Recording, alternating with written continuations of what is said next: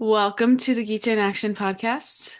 I'm Radha, and I'm here with our family of seekers. We're reading through the Bhagavad-gītā. We just finished the 12th chapter. Um, Last Monday, we finished the 12th chapter, and now we are moving into the 13th chapter. That's where we'll be today.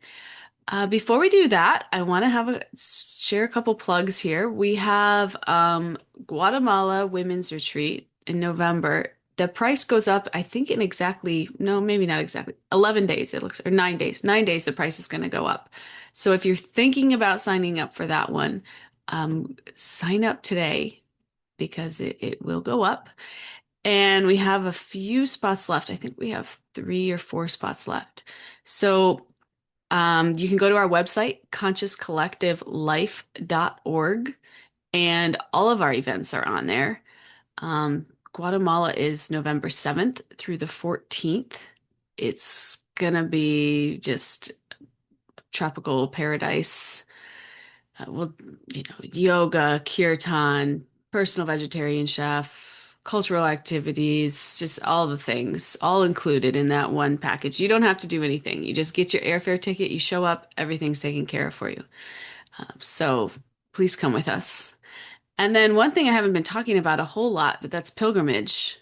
That's coming up in February. So we need to start thinking about signing up for that. I think the early bird goes through August, so you can get the early bird pricing for that.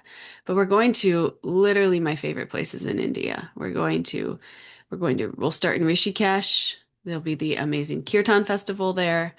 And then we'll move to Jaipur, which is just an incredibly devotional place. It will completely capture your heart. And if not, if your heart is not sufficiently captured in Jaipur, it will be when we get to Vrindavan. So it will be very spiritually uplifting and completely transformational. I can't got into spiritual life because of, well, seriously, I started getting really serious about my spiritual life after pilgrimage. Because it's one thing to like hear these truths. It's one thing to like, go to a kirtan once a night or once a week and feel really uplifted and association. But to go into this just like container where you're just immersed in it for a couple weeks, right? Pilgrimage is like a couple weeks. It really changes the game. It really it makes it so real in a way, like lived experience. It makes it really, really real. And I remember that kind of being my prayer towards the end of pilgrimage is like, please keep me as connected as I feel right here in this moment at this super spiritual place. Because that's a challenge. We get so high when we go to these places, and then we come back to our lives, and they just, before we know it, we're like, who am I? What am I doing?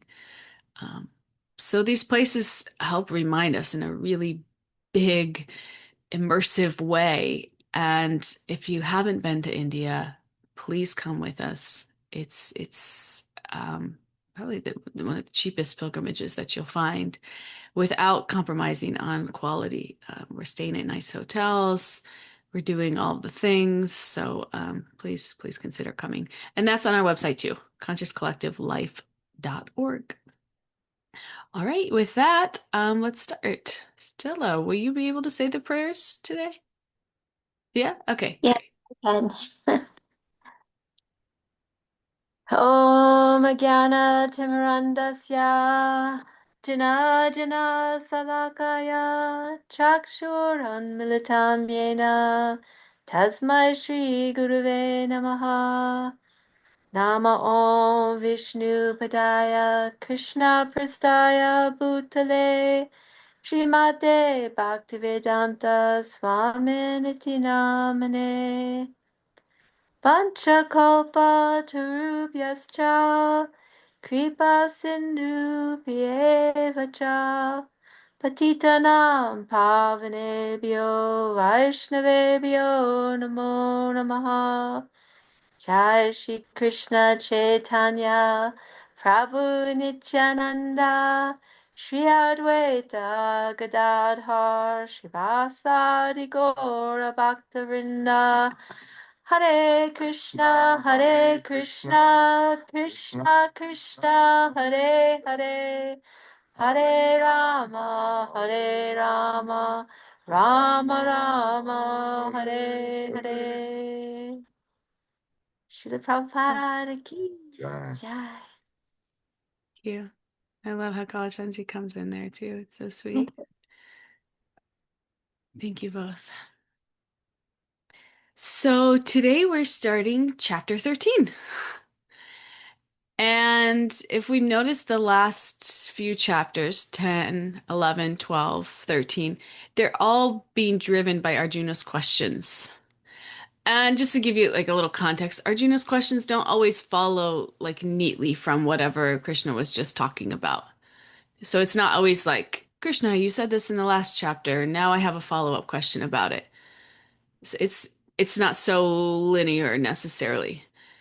Arjuna is really just trying to get clear on everything Krishna is saying, and also put it in the context of his reality, what he already knows. And he grew up in Vedic culture, and therefore he's heard all kinds of like philosophical and spiritual terms throughout his life. And we know that just because you've heard a word before, it doesn't mean that you really understand what it means or like could explain it to someone. This happens to us all the time. These words like soul, ego, karma, consciousness, surrender, devotion. We say these words all the time, and we've heard them all the time. But sometimes if somebody asks us like, okay, so what exactly do you mean by consciousness? Suddenly we're like, consciousness, it kind of becomes like a little hard to explain, you know? So what Arjuna's doing here is like really zooming in and trying to understand more deeply. And that's what he's doing here at the beginning of chapter 13, and what will be beneficial for all of us is he's asking for some clarification for about six different terms. So he's saying, I've heard all these terms. Now help me understand exactly what they mean and how they all fit together. And some of the terms that you hear here, you'll feel like, oh, well, I've heard that before. I know what that means. But I invite you to just stay open and curious to understanding these terms on an even deeper level. If that's you. If you haven't and this is new to you, then that's also perfect. Because this is what so much of spiritual growth is just going back to these same words, these same concepts, time and time again. And the more that we do that, it's like the opening of a lotus flower. We're just understanding things on a deeper and deeper level, depending on where we are in our life and what our capacity is for understanding. So that's what we're doing today. We're really zooming in. And where we're going to start is Krishna's going to start by answering Arjuna's question with one thing that all of us have direct experience with. It's our own body. So that's going to be the start. We're going to learn about our own body today. And that's the opening of chapter 13. So let's just get right into it and then we'll talk about it a little bit more. And Stella, are you still on camera? I can't see you here. Let's see. She's still there. Okay, great. This is the only reading that we have today. So after Oh, this, we will be good. Let me just share my screen. Okay, whenever you're ready, Stella. as soon as I see the screen. Okay. Arjuna said, "Oh, my dear Krishna, I wish to know about Prakriti, nature, Purusha, the enjoyer, and the field and the knower of the field, and of knowledge and the object of knowledge." The Supreme Personality of Godhead said, "This body, O son of Kunti, is called the field, and one who knows this body is called the knower of the field." Okay, so this is text 1 and 2. And at first, this might not sound like super revolutionary, but again, let's really zoom in and try to bring this knowledge from just known to realized. Because Krishna's he's making a profound distinction here. He's saying you have a body, but you're not the body. So there is a field, and there's a conscious person experiencing the field. And the difference between the two is something that we are constantly experiencing in our lives. And to the degree that we start to really get curious and observe, and get a little bit thoughtful about what we're observing, these truths can really start to seep in to our realizations. But one quick note I want to point out before we get into like the content. I just thought this was really interesting when I was studying this verse. This is just like a little tidbit. Hopefully you guys think it's interesting too. This question, 13.1, doesn't appear in every ancient manuscript of the Gita. Because back in the day when they would print the scriptures, they didn't have copy machines. So they were computers, so they had to just write it out by hand. That was like how they would copy things. They do it by hand manually.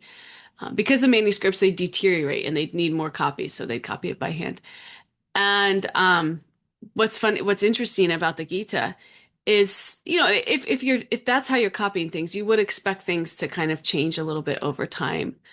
But what's remarkable about the Gita is that it's one of the most textually stable ancient scriptures. There's very few disagreements about its actual content.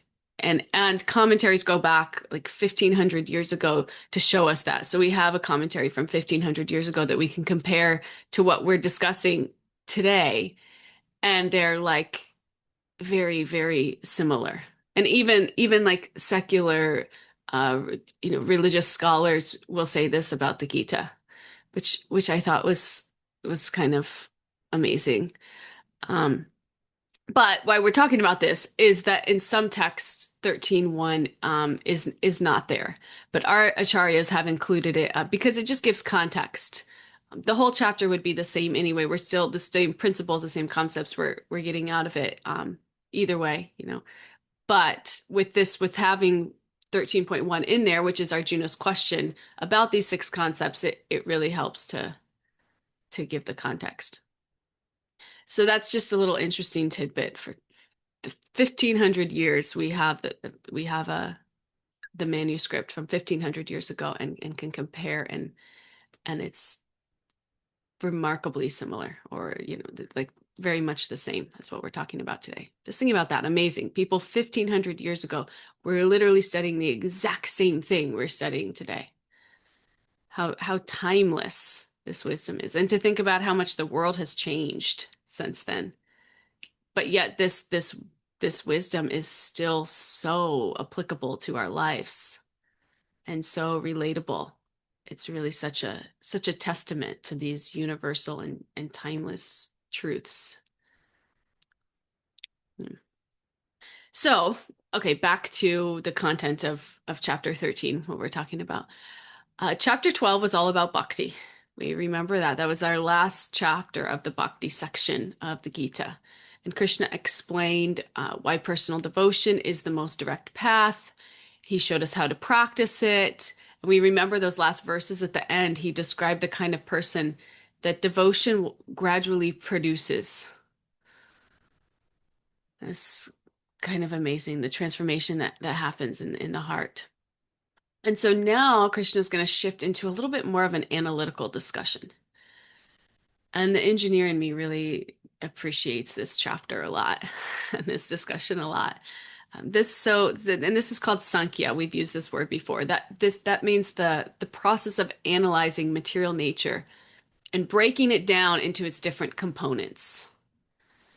And it can sound a little bit dry, but it's actually quite relevant to us. Because what happens when we walk around the material world is we look at its finished products, we look at the things around us, and they can be very captivating. We see like a beautiful body, or a beautiful home or a beautiful landscape. I say like that because Stella and Kalachandji are just like in these beautiful places right now, which is amazing. You know, this is like something we're drawn to, something we become like absorbed in form and appearance. But when we start to really like double click on these things and analyze matter into its basic components, we see it's a little bit less glamorous. You know, it's ultimately just a combination of different elements, earth, water, fire, air, like everything can be distilled into those elements. And none of those elements by themselves are particularly captivating. Like you don't see water and are just like, I mean, maybe sometimes if it's an incredible ocean, but you know, like these elements on their own are not so like they don't infatuating. So the idea with this is that by analyzing matter, we become less just like bewildered by appearances. And when we become less bewildered by everything around us in this world, we become less obsessed, absorbed in it, we can start asking deeper questions. Questions like, what is actually making this body alive? What is the source of consciousness? Who is experiencing all of this? So that brings us to the soul and ultimately the super soul. So ultimately the focus of this chapter is on analyzing matter and its interaction with consciousness. We're just like breaking everything into its components to understand it, everything on a deeper level, so that then when we put it back together, we're using it properly. Like it makes sense. This is amazing. This is like spiritual engineering that we're doing here today. So the title of this chapter is called Nature, the Enjoyer, and Consciousness. So nature is like material nature, everything around us. You know, the enjoyer is the supreme God, and consciousness is us, the jiva, the living entity. And we're seeing how all these different realities interact. And where we're starting is the one that we have the most immediate experience of, and that is our own bodies. So we're going to zoom in on our own bodies, really understand what it is and what it isn't, so that we can understand how it interacts with those other components, with consciousness and ultimately relationship with God. Right? Okay, so is everybody with me still? We're going together on this journey. So let's zoom in on the body. And Krishna calls the body Kshetra, or a field, like Kurukshetra. Kurukshetra is the battlefield of which this everything took place on. So we're calling the body the field. If we think about like an agriculture field, like a farming field, a farmer has a particular piece of land to work with. And they don't control every field in the world. Like they just have control over their own field. And even that they don't have full control over. We know. Like the weather may change, the soil has certain limitations, you know, insects will come. So there's also things that are happening within the field that are completely outside the farmer's control. So our body is like that. Our body is like our field of influence. And in the same way, some things we have complete control over. You know, what I do, what I eat, what I say, how I use my time. You know, some things we don't have any control over in our body. Digestion happens naturally. You know, our heart beats without us telling it to. You know, the body's aging, whether we approve of it or not. You know, so the body is our field. And outside of that, we really don't have control. You know, I can't control the weather. I can't control the economy. I can't even like make my husband do the dishes. You know, so the body is our field, and Krishna calls the body our field of activity. And when he uses that, I just love this word, you know, the field, because he's describing this particular space that we live, that we act, that we make choices, and that we experience all the results of the choices. But The body is not who I am. This body is not who I am.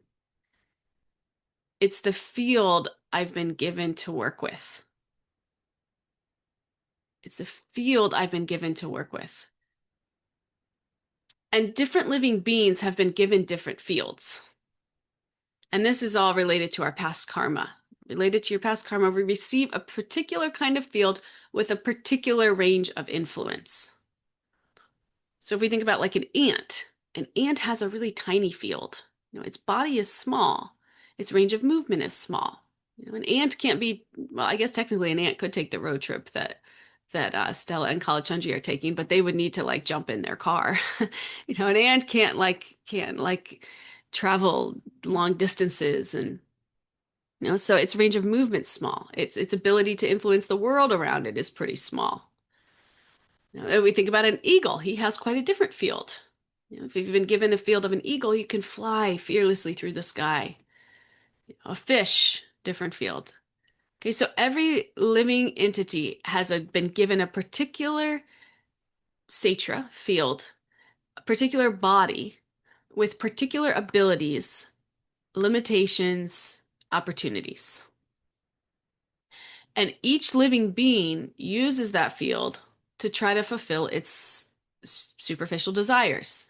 We all know eating, sleeping, mating, defending. This is what we're using our field for. But according to our karma, again, some fields offer this greater range of activity and influence than others. And the human field is especially significant.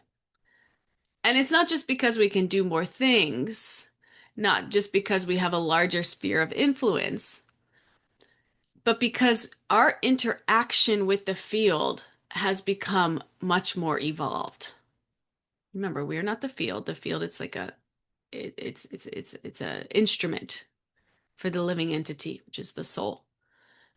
And our interaction with the field is very evolved, much more evolved than other species. For example, we can ask, who am I? Why am I here?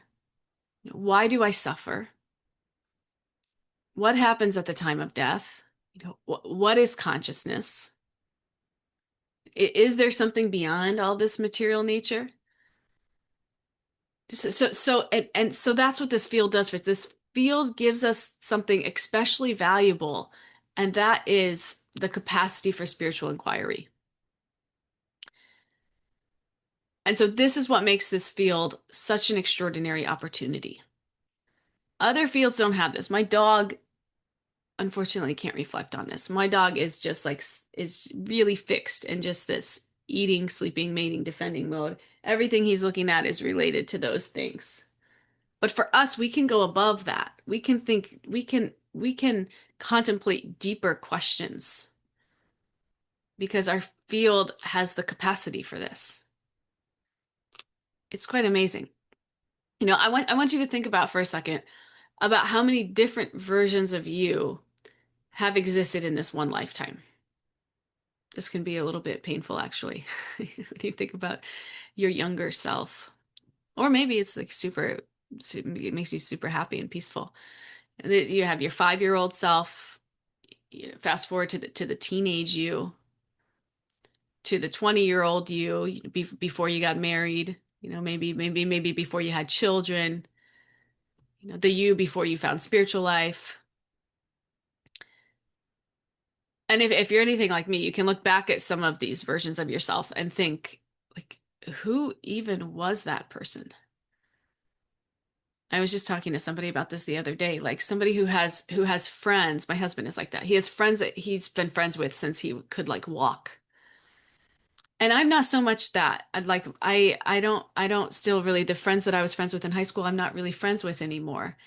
And I was thinking about it, like I can't even imagine, like I don't even know what we would talk about or do because I was like a completely different person then.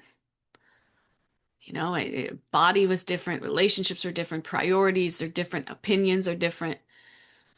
The things I thought that I absolutely needed, some I just like don't even think about anymore or care about anymore.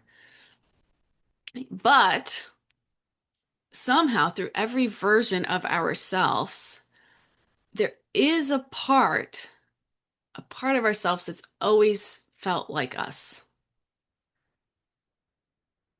Like you can look at a picture of yourself at 5 years old or 10 years old and immediately say, like, that's me. But if we get really thoughtful around this, what exactly is the same? Okay, not the body, not the mind, not the personality, not the circumstances. But yet there's someone who's experienced that same body at 5 years old. That body at 15, that body at 30, and the body you have now. So the field is continually changing. The field being our body, our mind, it's constantly changing. But the knower of the field remains the same. So this is when we, again, if we just get really contemplative about this, we see that among all the change that's happened to this field, which is a lot. Again, if you're anything like me, it seems like a completely different person, different lifetimes ago. Sometimes people ask me that, like, "Oh, you're a nuclear engineer." I'm like, "Oh, that was in my last life." I like hardly even remember what that was like, and honestly, it was only like 5 years ago. You know? So the field is constantly changing, but the knower remains the same. There's a part of you that has been just observing all of these changes as you've been going through them. If you're fortunate. If you're not fortunate, you got completely lost in them and probably full of anxiety and fear because it's scary. Everything's changing all the time. And it's scary because who we are is actually not that. We're eternal. We're eternal. We're unchanging.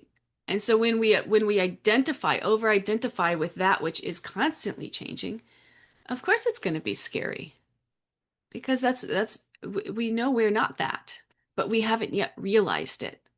And that space between that knowledge and that realization is pretty uncomfortable. It's confusing. So this chapter is going to clear all of this up for us. And this goes all the way back to chapter 2 when we talked about that the body moves from childhood to youth to old age, but the conscious person that experiences those changes continues. So it's really interesting. We say my body, my mind, my thoughts, my emotions. I just went out with my husband's family last night, and his cousins are in their 20s. And when you're in your 20s, like before you meet a partner and you're just obsessed with decorating your body. The clothes you wear are so, expensive. He had these shoes. One of his cousins had these shoes that had like a couple inches on them, so he could be a little bit taller. But to speak of just like the makeup, it's just like a whole thing. I remember that. I look at that and I'm like, oh man, I'm so glad that I don't have to be so stressed about that anymore. And maybe if you're a really mature 20-year-old or, really confidently situated, you don't have to be obsessed about that. But there's times we're just so obsessed with this body, this mind, we think that it's us. We think that it's us, and we're trying to like optimize it during that time in our 20s so that we can attract a mate because then we think that that will make us happy. And it becomes just like such this obsession, how overly identified we are with these things. So the Gita, you know, asks us to get really deep into this, understanding, okay, I'm not the body. We understand I'm not my clothes. I am the person wearing them. And the Gita is asking us to take this logic even deeper to say, if this is my body, who is this me that the body belongs to? Who is this me that the body belongs to? And once we come to this realization, we become completely set free. We don't have to spend all of our time and energy working to make money so that we can decorate this body because we think that it's me. This is such a root of suffering. So, and we often say, I'm a woman, I'm a man, I'm young, I'm old. We should understand these are descriptions of the field. These are descriptions of the field. These are not me. And this again might not sound revolutionary, but the reality is, even if we quote unquote know these things, we haven't yet realized them, or we would be much more free than we are. We'd be like liberated, right, from all of these attachments and sufferings that limit us. So understand, when we say these things, these are descriptions of the particular body we're currently experiencing. Just like you get an Airbnb and you look at the description, it has these things, these things, these things, these things. It's just a description. That's all it is. It's not who we are. We're actually something much deeper than that, because there's a field and there's a knower of the field. And the knower is the one who's aware of all of the changing designations.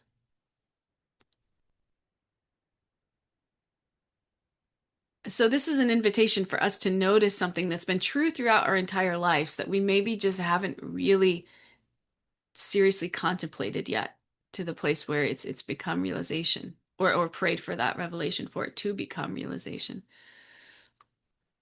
But this is the reality. Everything about the field keeps changing, but there's still someone here who knows that it's that it's changing.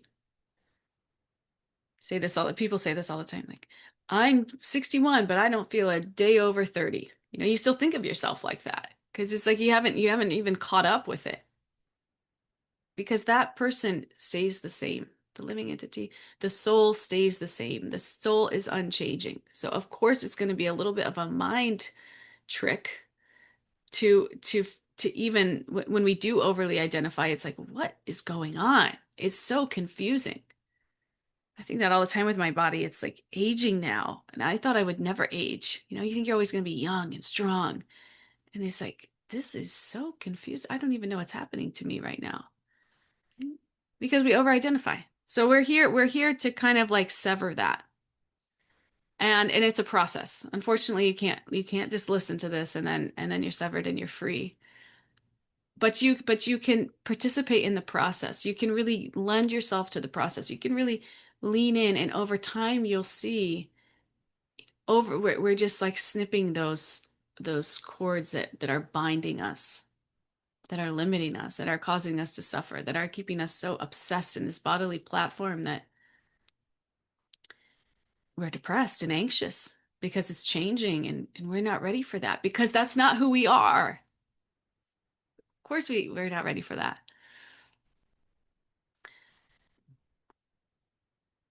So we often hear that human beings can think more deeply because we have more developed brains. You think about that. Okay, well, so I hear you, but the reason that one may say, the reason that we actually can contemplate these deeper spiritual truths is because our brains are so developed. And this is true on one level. A human brains, it gives us quite, it has quite large capacity. But again, the Gita is going even deeper than this and saying, okay, who is using that brain?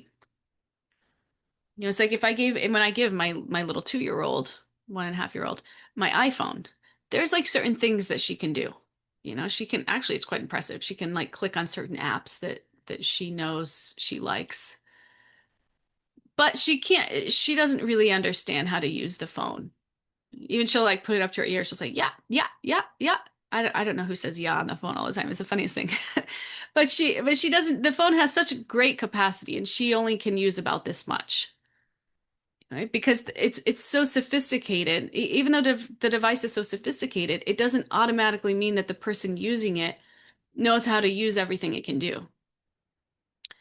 So it's the capacity of the tool is one thing, and the consciousness of the user is another thing. And the Gita is asking us to consider the same thing about ourselves. If we think about a computer, the physical computer is the hardware. The programs running through it are the software. And then there's the user, okay, the conscious person that's using both. So the Gita describes us in a similar way. The body is like the hardware, this field. The mind is like the software, and the soul is the user. So the body may be super sophisticated. The mind may process thoughts, emotions, memories, desires, but we should understand neither the body nor the mind is the conscious experiencer. The soul is. The soul is. The soul is acting through the world. The soul is acting in the world through the body and the mind. Just as a user interacts with the digital world through the hardware and the software of a computer.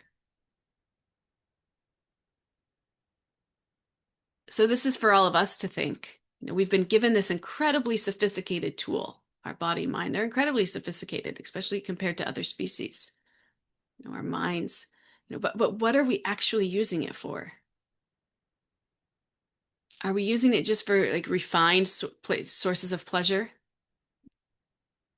Just for greater experiences of eating, sleeping, mating, defending? Because our mind is actually capable of so much more than that. Our mind can contemplate these deeper questions such that our soul can shine through. Or our soul can stay like buried and covered beneath whatever programs that you've decided to install in your mind. So it's up to us. It's quite interesting. I a couple months ago, one of the ladies in our community was like in a vegetative state. It was really sad. She was getting ready to leave her body. And I remember talking to a teacher about it. And I was like, what happens, we're in a vegetative state. Like what's happening with the soul? And I think this just for some reason, this set of circumstances happening was just, it was kind of like an aha moment for me. Somebody's in a vegetative state. The soul is still very active, but it's like the mechanism by which the soul communicates and interacts with the world is broken. It's like their mind, like if your brain is dead, then the soul can't interact with the world. And I guess just seeing just this whole experience for me, it was kind of like eye-opening, like, wow, yeah, the body, the soul is still in there. There's still consciousness. The soul is still very active, but it can't interact with the world anymore because its mechanism by which it does that, its instrument is broken. So it's really when we start to take little steps towards realizing this truth, it really lands deeply and it really opens up a whole way of living for us. What would you do if you didn't obsess over your body, over your mind, over your emotions?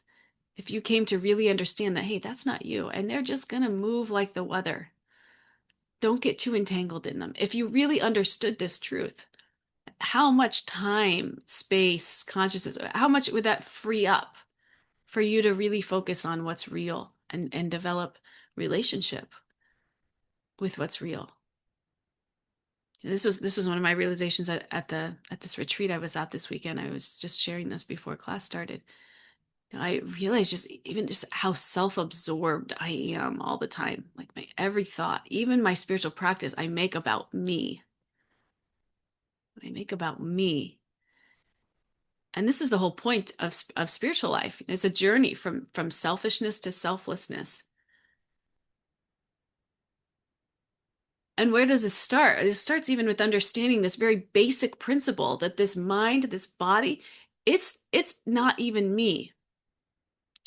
No need to obsess over it. I'm actually the soul. And here's a guidebook. The Gita is a guidebook for remembering the soul, for connecting with the soul, for connecting the soul back with the super soul and where it actually belongs. And this is actual liberation in this world and the next. So this is why the human form of life is considered so valuable. we've been given this super sophisticated field. We should understand these bodies are incredibly sophisticated. This is like the iPhone 18. I don't think that exists yet, but it's like the highest. And it's not just so that we can become better at eating, sleeping, mating, defending. Some of us may use it like that, and it can be used like that, just like my child uses my phone to, go to the farting app. My husband downloaded a farting app. He thinks it's the funniest thing. She loves it. It's like it's like so ridiculous. My phone can do so many more impressive things than that. But that's what my child goes to because her consciousness isn't quite evolved to desire much more than that.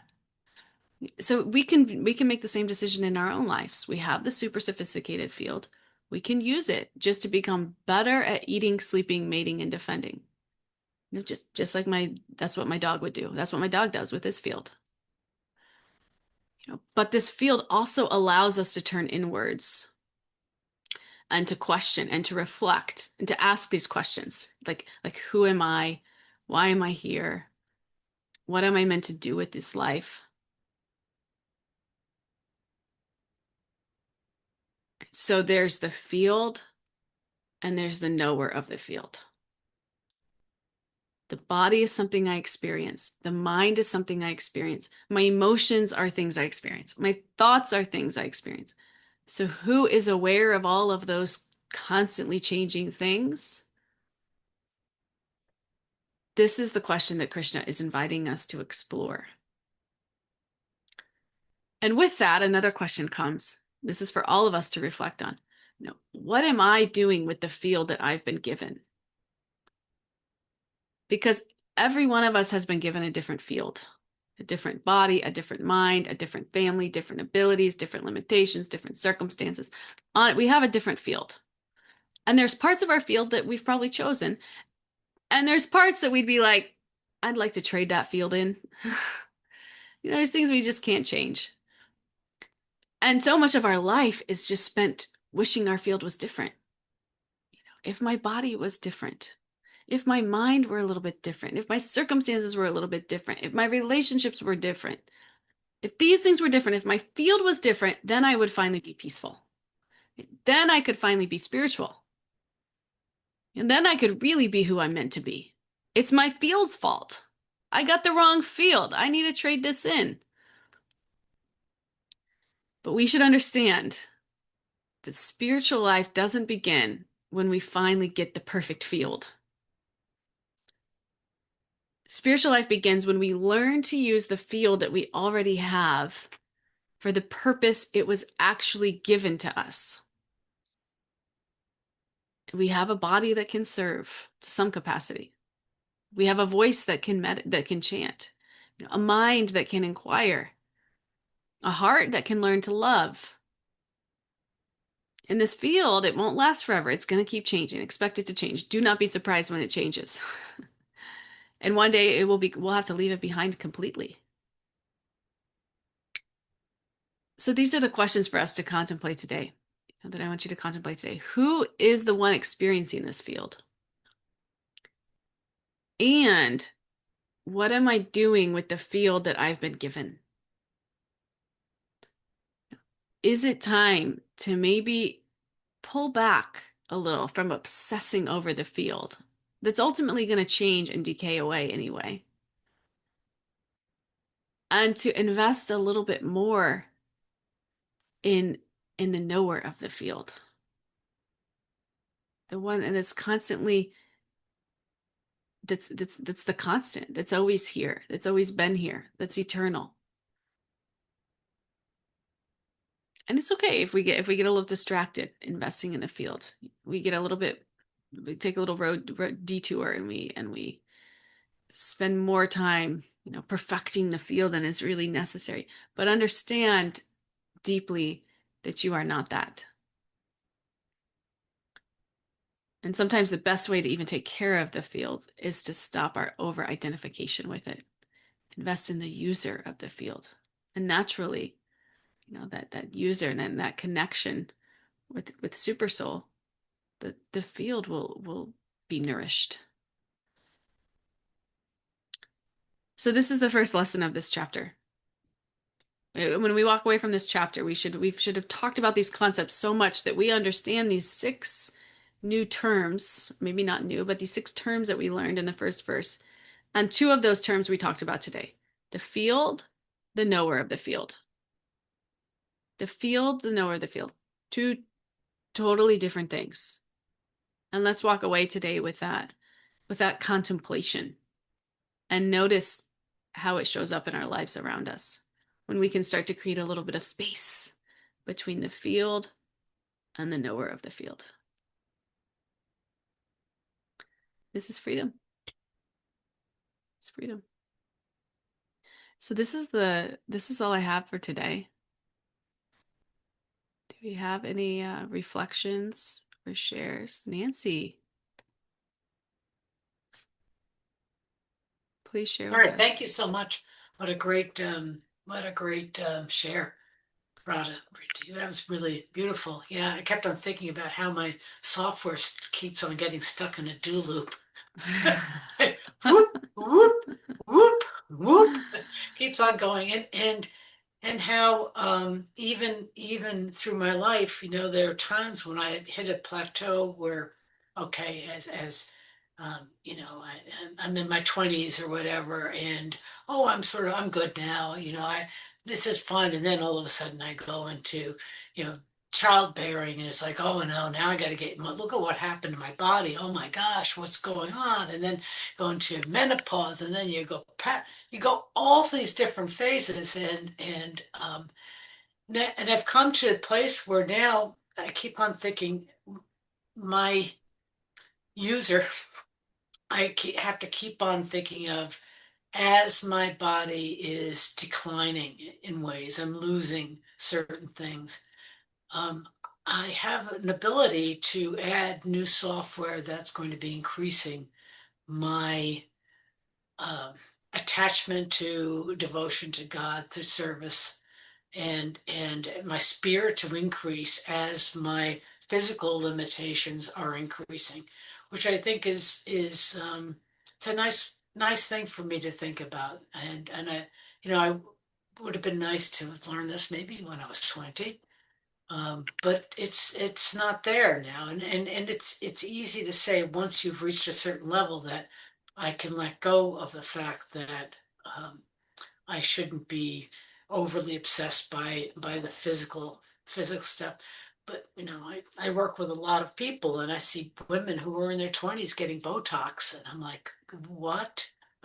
Just you wait, all right? Um, and so it is things that I can do for my keep my software sort of clean to get out of that do loop, is not to be too obsessed with some of the images I see in social media, and not to be um, trying to do more study of the spiritual literature, to associate with people, like-minded people that are really um, who are learning to let go of these attachments that we have. And in doing that, you get freer and freer. Uh, uh, no, it's even detaching from my control of my son, my grandson, the rest of my family, my husband, and being able to say, okay, they've got higher powers. Krishna's watching over them. Let Krishna come into their life, or it's already present in their lives. Let them realize the presence of Krishna in their lives, and let their software develop properly. So I really appreciate so much of what you've said today, Radha, and I will have to drop at 8:30. I have another call, but thank you so much. Hare Krishna. Thank you. I'm so glad that you got to share with us today before you had to go. Yeah, it's funny. It's to think of, like, we don't even have a lot of, like, we have a small amount of influence over our own fields. What to speak of other people's fields. So yeah. Thank you. Mariah. Yeah. Hi, Krishna. Um, I love this topic today. I think it's so good. And just really reflecting on, like, we're not the body and we're not the mind. Like, I know for myself, I like to get in my mind and I love to think and like analyze things and practicing getting out of my mind. Whereas now, it turned into like overthinking sometimes. And, you said not even obsessing over our emotions.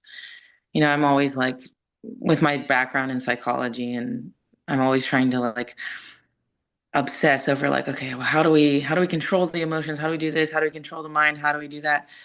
And, there's all these wonderful practices out there, but coming back into Krishna consciousness is so beautiful because it's all there. It's all there, teaching us to get out of the mind, get out of body consciousness. And then our practices of chanting, devotion, it puts us in the heart. It immediately, when we really practice it, it takes us out of the mind and into the heart to where we're not overly identifying with the mind and the body. So that was coming to me today. And that's just like such a beautiful thing. And then recently I've been having this conversation with a friend over our value and this doer mentality. So it's so interesting you guys are bringing it up. This doer mentality and how it kind of stems from this. This is our conversation we were having. We were like, where does it really stem from? What's the internal thing that's really there? And it's like attaching our value to our performance rather than, seeing our value as a servitor of God. And then I was sharing like one thing that really helps me is I'm always in this mindset of like, oh, I have to go do the dishes. I have to go feed my daughter. I have to go feed the cat. I have to go clean the house. I have to go get ready for work. I'm always in like, I have to, I have to, I have to. And when you're trying to do a spiritual practice of chanting japa, it's like that is what pops in your mind first. Mm. So I was like, well, I listened to a japa meditation by Vaisheshika Prabhu one morning a while back, and he was like talking about this same concept, the mind always wanting to run away to all the things you have to do. And he said, you don't have to do anything. Right now, you just have to sit and chant japa. And that was really helpful.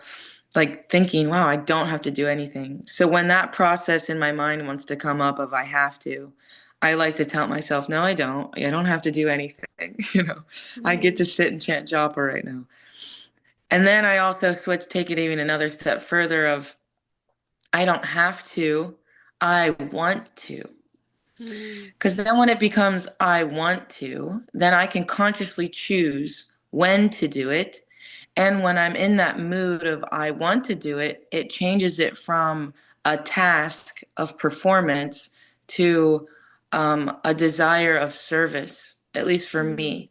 Mm-hmm. And so then it's like, well, I want to chant my japa.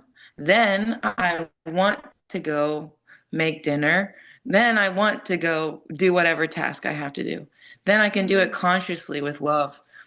And that's just something that I've really been reflecting on and practicing to help me slow down and get out of my head and into my heart and not be in that I do mentality. And it helps me prioritize my tasks, like I get to chant, I get to be in kirtan, I get to do, and then it's just sweeter. So I just wanted to share those things. Thank you. Yeah. Thank you. There was a mantra that, like, kind of my meditation this weekend, we did like a 64 round day. My meditation was this line I heard that I really liked. It was, we want to move from doer mentality to relationship through the medium of the holy name. And I realized just how much I even approach my meditation in a doer mentality. Like I'm doing this, I'm showing it, but it's about relationship. And and a doer mentality is so self-centered. It's, I'm the controller, I got this. But to show up in a mood of service, just like you said, everything becomes lighter and sweeter. So and this is the gift of this field that we have that is sophisticated enough for even that realization what to speak of to be able to make that change, to consciously. It takes time, and but this body, this field is capable of that. Um, and in that, we can really live from a place of high consciousness from the soul. Yeah, it doesn't get so buried that we're just living from these default primal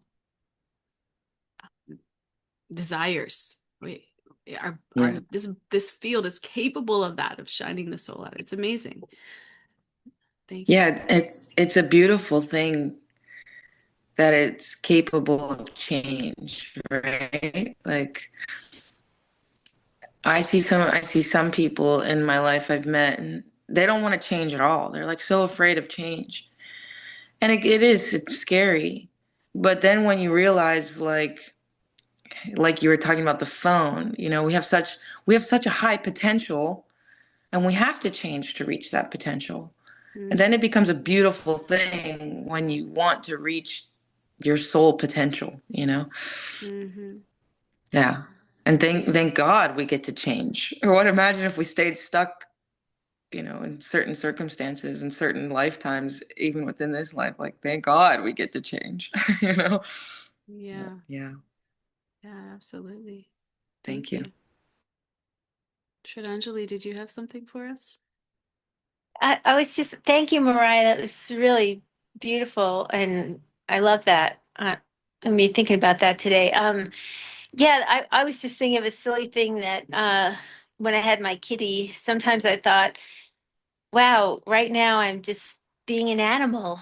Like I'm just, Mm. like wanting to sleep or, like she did. And I thought about that, the Gita, like, the animal propensities, which are also human and needful and, they have a place. But yeah, to have that distinction in your mind that we can be higher than those eating, sleeping, stuff, is even just that. Like, I don't know. I just thought it was silly. I felt like a big cat. And then I thought, wow, that's my animal propensity. Yeah. Yeah. Thank you. Becoming more aware of when we're there, and when it's time to really invest in higher um, and higher consciousness. Yeah. Any other final shares before we leave? Oh, Chantal. Okay. Does it work? Yeah, we get to Oh, hear from you. all right. I was really nervous because I was like, if this doesn't work again, I'll be sad. Um, so I work a lot with Samkhya philosophy in my yoga teachings and my business. My yoga therapy is based very much in Samkhya philosophy. And I mean, really, it's based on wherever my client is and what their philosophy is. But I come from a place of Samkhya, so Purusha, Prakriti, the field, the knower. These are things that I can really resonate with. And I really am looking forward to moving through this chapter. Let me sit for a moment. Speaking of not doing all the time, Mm. because I'm doing, right? Um, yeah. And what Mariah said, I had a revelation a while back. And mind you, it was after, this is in a different part of my life, but it was after a mushroom trip. And I was scooping my cat's litter box. Such a mundane thing. And I had this thought pop up in my head, and it was, no one can touch me. No one can touch any of us. No one can touch the real me, the me that's in here that has watched me grow up, the me that has gone through trauma, the me that has been abused, the me that has been hurt. Although those things happen to my physical body, the field, I, the knower, can never actually be touched. It doesn't matter how much somebody does something to the field, burns it down, ravages the field, decimates it. The knower is still standing in the end. And we can take the experience of the field being harmed, so what the mind interprets as suffering, and hold on to that. Or we can let that go and we can use it as an experience for the knower, the soul, to grow, to learn something from that. So the next time, if that's something that you believe, we come back into this material existence to take this human curriculum again, we're another rung higher on the ladder. I'm not meaning higher as in we are better than, we just know a little bit more. We're a little closer to God. We're a little closer to Krishna because we let go of the holdings of the field. And I hope that makes sense. Now, not all of this came into my head while I was scooping the litter box. The litter box 6 years ago is more, nobody can touch me. And that's something that I have been fortunate enough to pass along to my clients in yoga therapy, and even in a mat class on in an asana practice. You are not this body. What is your body saying to you today? How do you feel? But how can you work with that, be compassionate, and move with the energy to provide a better circumstance for yourself? Yeah, so this chapter is my life right now, and a big lesson that I mean, all of these chapters are my life, aren't they? All of our lives, all the time. That's our goal. It's amazing. So thank you for this, and thank you, Mariah, for saying that, because that's, I mean, yeah, when you know something, when we all know something, we can't deny its truth. Wow, really profound and nicely said, Chantal. Thank you. It's really assimilated, and thank you. Katie, do you want to take us home here? Final share. Hi, Bo. Thank you. I miss you guys. I've been a little sleepy, but yeah, just going off, the beautiful class and also the past shares just now. It was making me think, how we can really trust that these changes in the field are good and okay, which is kind of a simple point, but thinking about like stuff changing with my body and the girls now in the 5th month, and like, some things might go back and some things are not. They're going to stay or change even more, that have already changed in a brief amount of time. And it's a little silly, but like my husband was commenting and noticing, he's like, he's not as flexible as he used to be. And he's like, I'm going to get dad bod. And I'm like, wow, it might make me feel better. But anyway, and I said, I'm like, don't just try, like, you gotta stretch, don't hurt yourself, before. And also it's okay. So it's funny, that was just last night. But yeah, it was just making me think how, like, we discuss and contemplate all these things together, which is so helpful. And we don't, like, when we first enter bhakti, we may not trust as much, right? But at least there is some faith there, because otherwise we wouldn't pick up the book. We wouldn't join the class unless we had some curiosity that comes from, like, at least a little seed of faith. And it was just making me think how, farther along we go, we take these words without much doubt, or without, having to dissect them as much as before.